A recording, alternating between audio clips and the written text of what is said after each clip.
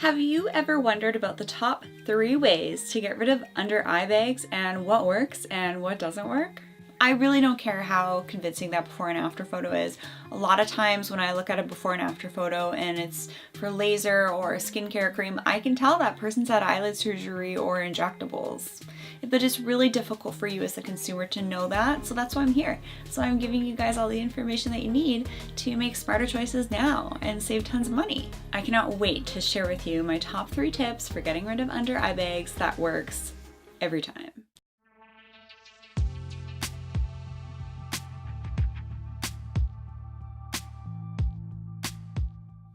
First of all, we need to help you figure out if you have dark under eye circles or actually have puffiness to the lower eyelid bags. In this video, I'm actually going to use different examples of celebrities and actually show you my reaction to some pre-makeup, post-makeup, pre-procedure, post-procedure, so you can kind of get a bit of an insight into what I'm looking at when I'm seeing someone and to help determine maybe what you have. In this gorgeous picture of Olivia Wilde, we have one picture that shows her without any makeup and the other picture with makeup. As you can see, she has puffy lower eyelid bags. This can be due to volume loss actually in the cheek area here. So when we lose volume in that cheek area, what happens is the lower eyelid loses its support and it tends to kind of bulge out a little bit. As with many actresses, she has a very low BMI, and people with lower BMIs tend to actually have more fat loss in their face as they age. So this is something that I'll see in runners or really physically active people. Very common. Keep watching because I'm going to share with you what she could really benefit from and also what she's had done. Because clearly in this picture over here, there are no puffy eyelid bags and everything looks nice and smooth and uniform. That's not just good makeup, that's a procedure, and I'll tell you about it. Also, let's take a look at JLo in this next picture. JLo is often touted as having kind of like a flawless complexion, which you can see on the picture here. But in real life, when she has daylight on her, you're actually able to see really some of the aging that she is experiencing, which I think still looks great too, right? She looks really healthy. She doesn't look overdone or anything like that. But if you look at her under eyelid area here, there's definitely some crepiness, but in my opinion, she has just the right amount of volume here. You see how her cheek doesn't actually extend too far past her brow it only extends about 2 millimeters past. That's perfect. So in my opinion, her cheeks look great and she has just the right amount of support in the under eyelid. But in this case right here, there's actually something that I could recommend that she have done, which I'll talk about a little bit later. To be honest, in this picture here that I've nicely marked up, she's gorgeous. But I think her neuromodulators have actually just worn off, and that includes Botox, Xeomin, and Dysport. So she could have just been due for a retreatment at this point because they last about 3 to 6 months. Things like neuromodulators are a great way to get rid of fine lines and wrinkles, especially around the eye area, and a little bit of puffiness like in that picture of JLo in about 1 to 2 weeks. So it happens pretty quick and it is non-surgical. But no eye cream is going to do that. It's very much a treatment. But first, I really want to talk about skin quality with you. When the skin gets very thin around the eyes, it tends to go a little bit crepey, especially around the eye area. And the skin around the eyes is about as thin as an eggshell and often is the first area of the face to show signs of aging. All right, now let's help you understand the best 3 ways to get rid of under eyelid bags. First of all, skincare. Number 1, it's what you're doing to your skin morning and night every single day. Medical grade skincare is more effective at reducing accelerated aging caused by the sun, pollution, and oxidative stress. Check out my skincare videos on more information on this. Skincare is an area where I see a lot of people wasting time and money on gimmicky products that just aren't going to work, or an eye cream that promises to get rid of dark circles or puffiness.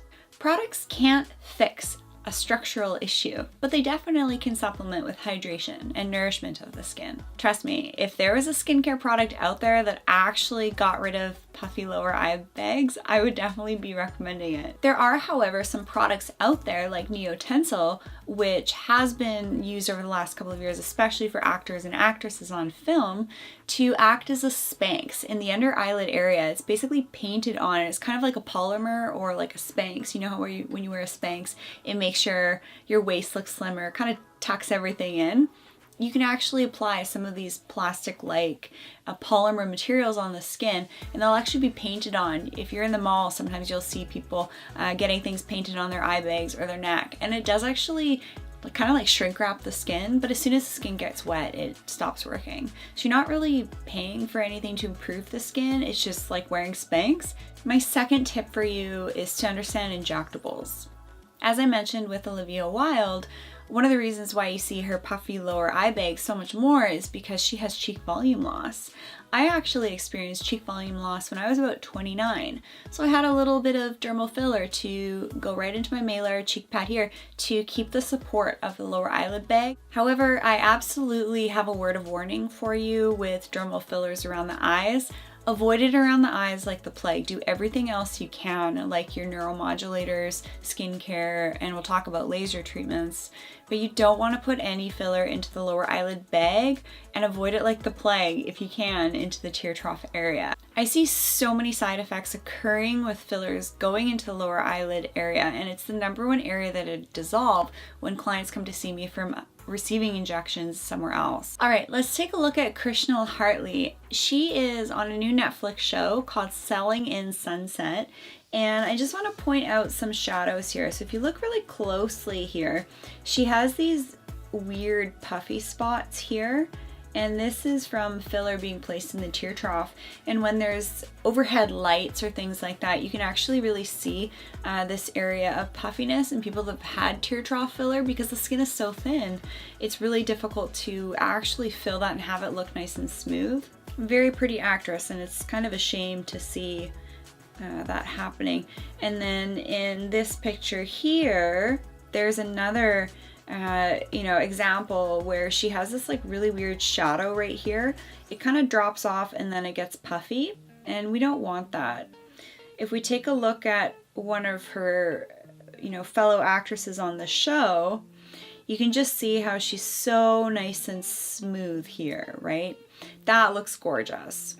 And she's probably had some cheek filler and a little bit of, Botox here and all that, but she hasn't had any filler here. This is normal. You actually want to see that lower eyelid bag actually hug the eyelid a little bit, not have the lower eyelid bag become one with the cheek, because what happens then, everything gets pushed up and it just looks weird, makes the eyes actually look smaller. You don't want that puffiness to occur in this area here by getting your tear troughs filled. And unfortunately, there is a particular technique that's being taught all over the world that actually teaches to apply the filler with a cannula that goes kind of in this direction by doing a little bit of like a linear thread.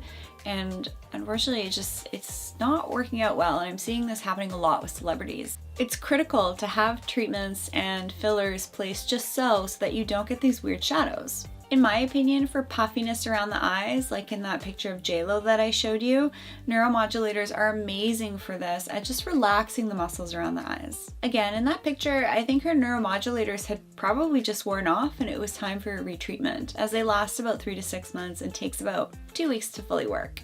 I actually have a really great video that you can check out on neuromodulators and what the treatment actually looks like. You can watch that video here. Finding an experienced provider for these treatments is key, and when you're focusing around the eyes, I recommend you seek out an oculoplastic surgery office, whether that's with a surgeon or a nurse that's involved in the clinic, because they are experts at that eye area, and chances are you're going to get a better treatment from providers that specialize around the eyes. All right, number 3, laser treatments. This is unfortunately another area where people can just waste so much time and money on treatments. Lots of lasers claim to tighten and reduce puffy eyelids, which unfortunately will kind of leave you disappointed. Lasers are really helpful for thickening the skin by promoting collagen, and I recommend you actually have these done all over the face, neck, chest, and hands about 1 to 3 times a year. I don't recommend just having a laser treatment to the eyes for thickening up the skin, because you really want the rest of the face to match too. Get laser treatments only by professional providers, not someone you're finding off Groupon or in a spa. You want to make sure that there's a medical director involved. And if you want a specialized treatment to really focus on the eyes, again, hit up a plastic surgery office with an oculoplastics focus so that you're getting a provider that is confident and competent to get into the eyelid area. Because a lot of clinics will leave, quite a bit of a distance from your lash line to where the laser goes, but you really kind of want to get right in there. Okay, I have a bonus tip for you, which in these videos I tend to always give you little bonuses because I want to make sure that you get all the information that you need. If you've tried these non-surgical options and still aren't thrilled with your results, then I can recommend with someone who's called an oculoplastic surgeon to assess if you're a candidate for eyelid surgery. This is called a blepharoplasty, and it actually removes excess skin to the lower eyelid and can even reposition some of the fat into appropriate areas to create a smooth look.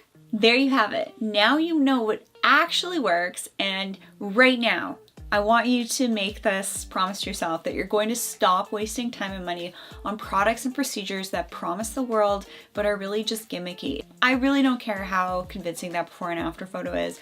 A lot of times when I look at a before and after photo and it's for laser or a skincare cream, I can tell that person's had eyelid surgery or injectables. But it's really difficult for you as the consumer to know that, so that's why I'm here. So I'm giving you guys all the information that you need to make smarter choices now and save tons of money. Let me know if you've ever had a rejuvenation procedure in the comment section down below. Don't forget to subscribe because it lets me know to make more stuff like this. My next video will be talking about getting rid of dark circles, so that is absolutely a must watch, so stay tuned for that one. Thanks for watching. Don't forget to head over to Varga where I have a ton of really cool free resources, including podcasts, blog articles. I'm all about just getting really good information out there to help you make smarter decisions. For AJ Well. I look forward to seeing you in the next video. Bye everybody.